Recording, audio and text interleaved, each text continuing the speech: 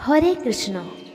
एबे आमे श्रीमद् भगवद गीतार श्लोक 1.31 को अर्थ सहित जानिबा। न च श्रेयोनुपश्यामि हत्वा स्वजनमाहवे न कांक्षे विजयं कृष्ण न च राज्यं सुखानि च।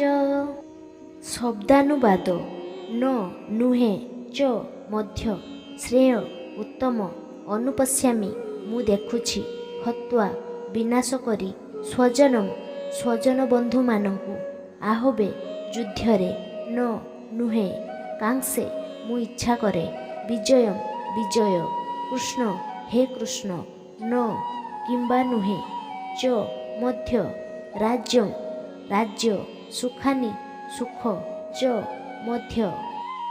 अनुवाद हे प्रिय कृष्ण युद्धरे मोर आत्मीय स्वजन मानकु बध कले जे कि भल फल हेबो काहे ताहा मु किछि देखि पारु नाही किंबा ए युद्धरे विजय लाभ करी राज्य सुख भोग करिबाकु मु इच्छा करू नाही।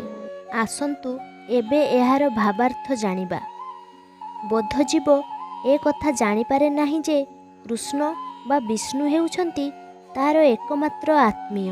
से भूल रे शरीर संबंधरे संबंधित आत्मीय स्वजन मानक प्रति अत्यधिक आसक्त होई सेमानंक गहणरे सुख पाइबाकू आशा करे। मोहवशत सेमाने भूली जाती जे भौतिक सुखर कारण हेउछंती कृष्ण। अर्जुनंकर ए प्रकार व्यवहाररू जना जाउथला जे से जेपरी क्षत्रियचित नैतिक व्यवहार भी भूली जाइछंती। कथित अछि जे दुई प्रकार व्यक्ति अत्यंत उज्जवल आलोकरे प्रवेश करने योग्य हुअन्ति। प्रथमत जेउ क्षत्रिय कृष्णंकर आदेश अनुजाई युद्ध क्षेत्र में तांको सम्मुखरे प्राणत्याग करे से, एवं द्वितीयत जड़े सन्यासी जे कि एकांत भावरे आध्यात्मिक उन्नति निमित्त प्रयासी से। ए दुई प्रकार व्यक्ति सूर्यालोकरे प्रवेश करिपारंती। एपरिकी अर्जुन तांको शत्रु मानंकु बद्ध करिबाकू भी पछाउछंती। से भाबुथिले जे तांकर आत्मीय स्वजन मानंकु युद्धरे बद्ध कले से जीवन रे सुख पाई परिबे नाही एवं सेइथिपई से युद्ध करिबाकू इच्छा करू नथिले।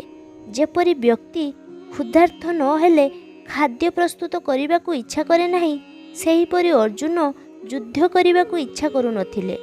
से वर्तमान स्थिर कले जे से बणकू जाई एकांत जीवन यापन करिवे, किंतु एक क्षत्रिय हिसाब रे से निजर भरण पोषण निमित्त एक राज्य दरकार करती। कारण क्षत्रिय माने अन्य कर्म रे नियुक्त होई परिबे नाही, किंतु अर्जुनंक राज्य नाही। अर्जुनंकु तांकर आत्मीय स्वजन भाई बंधु मानक विरुद्ध रे युद्ध करी राज्य लाभ करिवार अर्थात पितृराज्य फेरी पाइबार सुजोग मिलिछि, किंतु से एहा चाहू नाहांती। तेणु से भाबुछंती बणकू जाई एकांत भावरे हताशमय जीवन यापन करिबा तांको पक्षरे श्रेयस्कर हेबो।